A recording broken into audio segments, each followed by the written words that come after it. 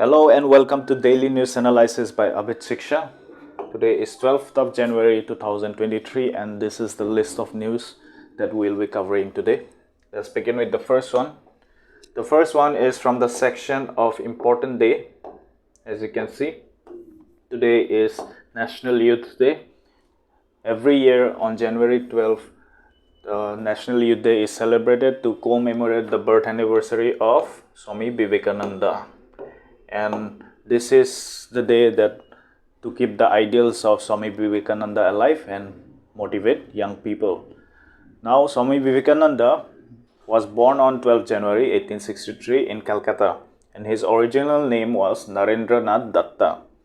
He was a Hindu spiritual leader, a social reformer who attempted to combine Indian spirituality with the Western material progress.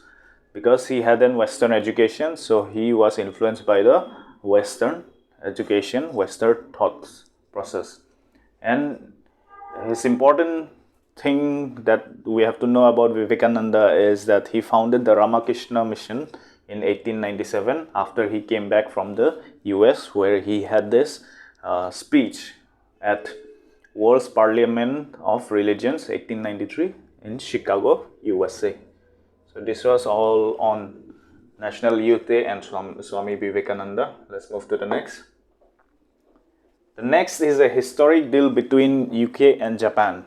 Now, why historic? Because this is one of the most significant treaty between the countries since 1902. And in 1902, they had this treaty called the Anglo-Japanese Treaty of Alliance. So after that, after this treaty, this is the next big thing. And this treaty is called the Reciprocal Access Agreement that was signed recently.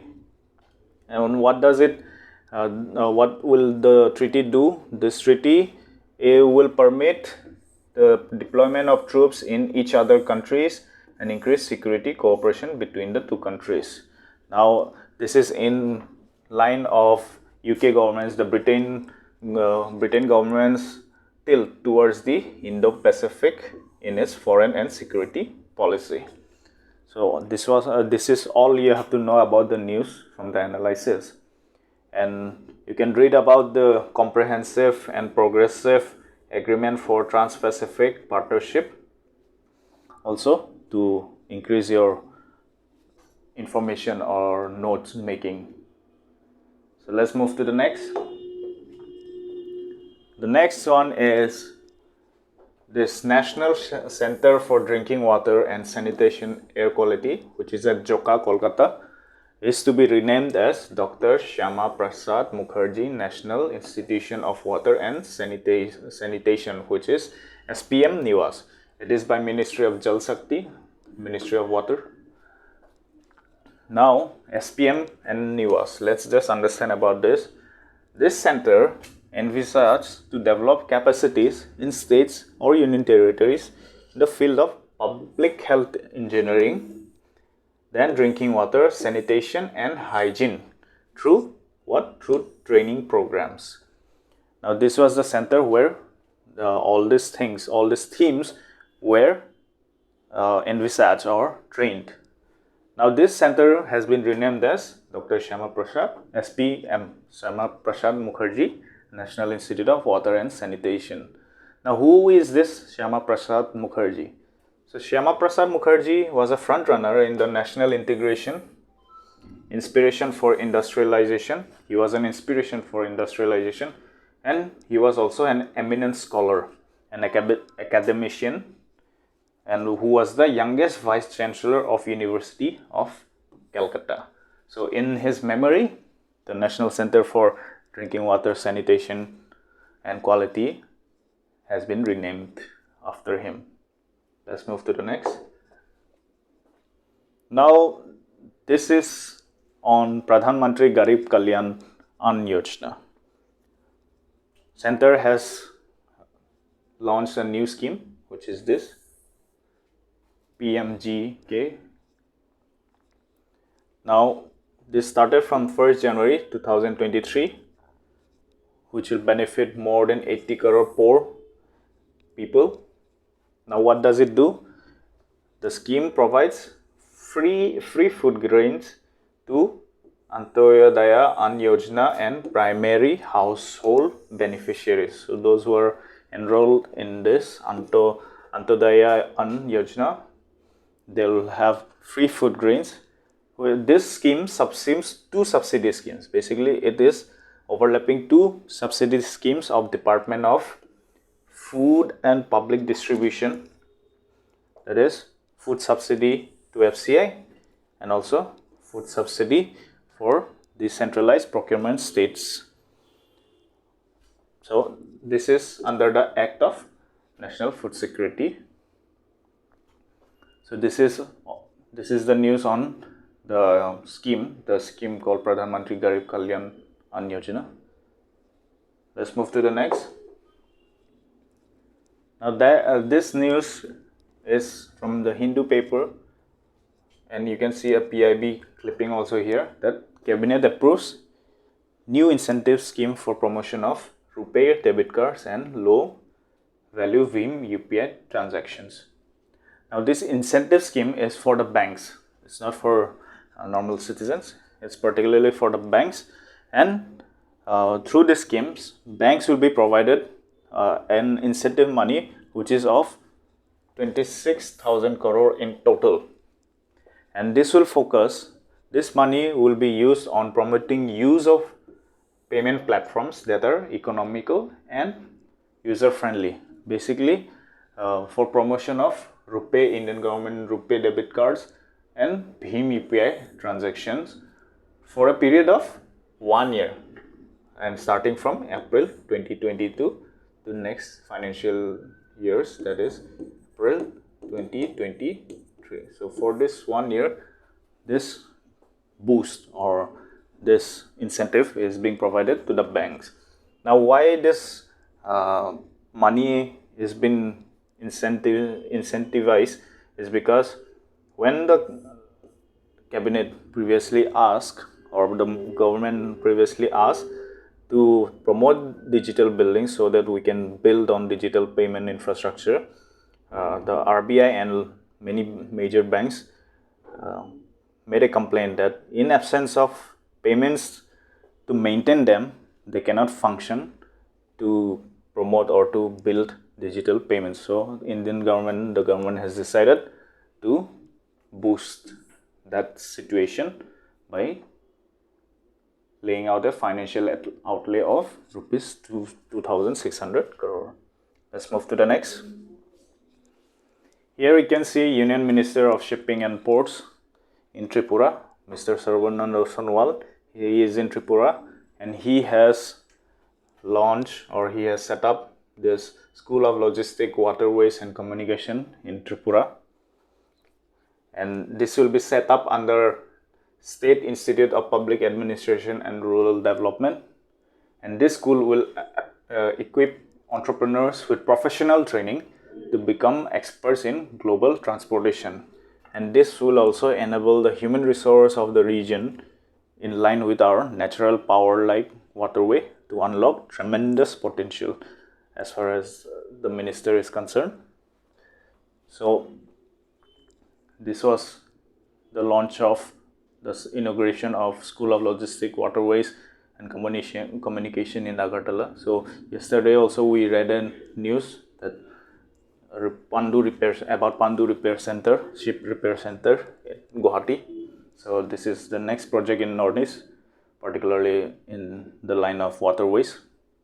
Let's move to the next. Here is this boat, you can see. This is called Uru, and this type of boats are called as dhau. So dhaus. This is all handcrafted by artisans and carpenters. So this is in Baipur, Kerala. So they have been applying for GI tag for this handcrafted boat. Now this, based on this and certain other things like this Kerala Tourism Department is planning the Baipur, including this Baipur Uru, and then a place called Kumarakom to be included in the project report that has to be submitted to the central government for Swadesh Darshan project. Now, what is this Swadesh Darshan project? It is a central sponsor scheme, central sector scheme, and it was launched in the financial year of 2014-15 by the Ministry of Tourism and Culture, which aims to promote and develop and harness the potential of tourism in India. Now, under this scheme, states get central financial assistance, states and union territory administrations for the infrastructure development. So this scheme is important for you. Rest, if a question comes on Bepur Uru, is it GI Tech or not? It's not yet GI Tech, but it has already been in the application. So this was about the Bepur boat connecting with the Swadesh Darshan project. Let's move to the next. Now this is on the definition of scheduled tribes. Basically, here you can read there are many who object the criteria that is set by the local committee in 1965, that it has become obsolete, and based on that you cannot include any community to the ST category. So let's understand this news. Now, first of all, we have to know that the approval of Office of Registrar General of India is needed for inclusion of any community in the ST list, right? So this is the main institute or main governing body to include ST. Now, as per the scheduled tribes definition in our constitution, in Article 366, the Constitution of India does not define scheduled tribe, but Article 366 just provides a process to define. Basically, it's not direct definition of scheduled tribe, but it just means that tribes or tribal communities or parts or groups within such tribes or tribal communities which are deemed under Article 342 to be STs. Now, as per Article 342, here it says that the President, with consultation with the state government, can notify or specify tribes or tribal communities to be included as STs in that state. Now, this was all based on the local committee, which has defined certain criteria to define a scheduled tribe. Now, what are the criteria the local committee set? So the committee recommended 5 criteria for identification. So one of them is the primitive traits, then distinct culture, geographical isolation, shyness of contact, and backwardness. So these are the 5 criteria that was determined by a local community in defining an ST. But the central government has already been proposing new criteria, because this 5 criteria is not the crux basically for them. Now it has become obsolete in the modern day context. So the proposed criteria is here given in the news. Here they are saying that to include socio-economic conditions, then they are saying distinct language or dialect, then presence of core culture relating to life cycle, marriage, songs, then dance, paintings, folklore, endogamy, marital relationship, etc. So these are some of the proposed criteria that has to be included in defining a scheduled tribe. Now, the central government is saying this, if we include this will bring a holistic picture of any community, whether they are ST or not. Not only the 5 criteria that has been set by local committee, which is limited. So this is a way of broadening the scope of definition of scheduled tribe. This will keep coming, I suppose, in the near future as well on this. So keep a tap on this news and try to make some notes regarding this change of procedures and change of any laws regarding ST definition. Let's move to the next. Now this is from the environment section. Now this white tufted royal butterfly, a rare butterfly species, was found in Kerala's Kannur. Now this butterfly is scheduled under Schedule 2 of Wildlife Protection Act,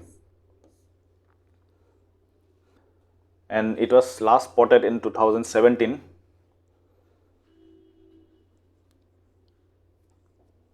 Okay, 2017 and 18 it was last spotted. Then this is one of the rare butterfly species whose scientific name is Pratapa deva. It was first described by this gentleman called Frederick Moore in 1857. Now this butterfly is protected under Schedule 2 of WPA, which I have already mentioned. What is the characteristic feature of this butterfly? It has 8 species. 2 are common and the others, all of them are very rare to find in the environment. And then the wingspan of the butterfly is just 32 to 40 millimeter, and its larvae feed on this particular plant called Scrula parasitica that belong to Loranthaceae family. Okay, so just know about this butterfly, just the scientific name, who described it, the schedule of Wildlife Protection Act under it. Okay, so let's move to the next. The next news is from the Golden Globe Awards, the 88th edition. Here you can see Mr. Steven Spielberg posing with the awards. So Mr. Spielberg's movie The Fabelmans have won the best movie drama. Then he also was the best director awarded. Then interestingly, our Indian movie by S.S. Rajamouli's that RRR bagged for the best song, original song called the Nattu Nattu, which all of our citizens are proud of. Then this Golden Globe Awards is presented annually by Hollywood Foreign Press Association, and winners receive a statue like this of a globe encircled by a strip of film. So you can see the picture here. There is a globe here on top, and then there is a strip of film. Let's move to the next. This is from our culture point of view from Northeast. This is Nulding Kut that is being celebrated at the Haflong. So Nulding Kut is a post-harvest festival of the Biate community. Now who are these Biate? Biate belong to this Chin Kuki Mizo family. They speak a language belonging to the Tibeto-Burman family, and they are the hill tribes of Assam, Meghalaya, Mizoram, Tripura and Manipur. So they belong to this Kuki-Chin family. Nulding Kut literally means festival of renewal of life. Basically, it is also considered as the new year of the Baites. Here you can see the picture of these people dancing. Okay, so this was all about today's news analysis. We'll definitely bring you new content and new analysis every day, but make sure you also give your feedback to us so that we can improve better.